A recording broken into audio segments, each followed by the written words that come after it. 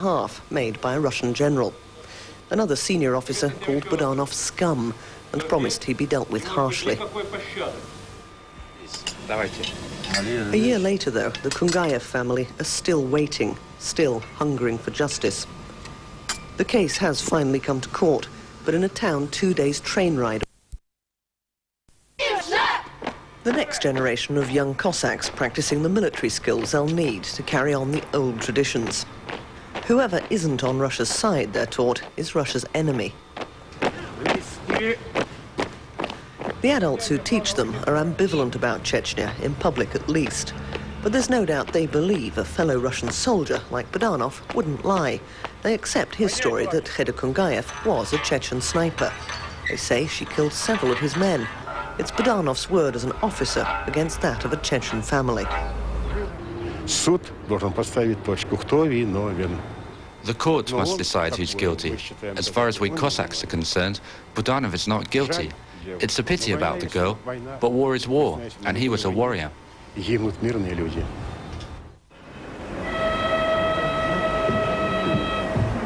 the Kungayev's train arrives just before dawn, after 2 long days' journey to Rostov-on-Don, they know this week in court won't be easy. It's been a year of darkness for the family, but at least their chance to speak out has finally come. Outside the court, though, a hostile reception awaits. The trial is being held here because this is a military district in charge of Chechnya. The Cossacks and Russia's far-right wing, with their neo-Nazi regalia, are demonstrating for Budanov's freedom. His support among both the military and ordinary Russians has grown over the past year. This man says Budanov is a Russian patriot who took good care of his men. He tells me Kheda Kungayev was clearly a terrorist who'd killed at least 11 Russian soldiers. Whatever happens in the courtroom over the next few days, this trial has already exposed the deep divides within Russian society.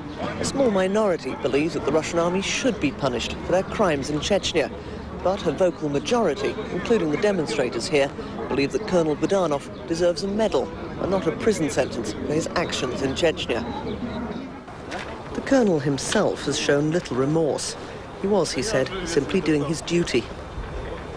Inside the court, caged like an animal, he sits only a few meters away from Kheda's family. They hope to learn exactly how and why she died.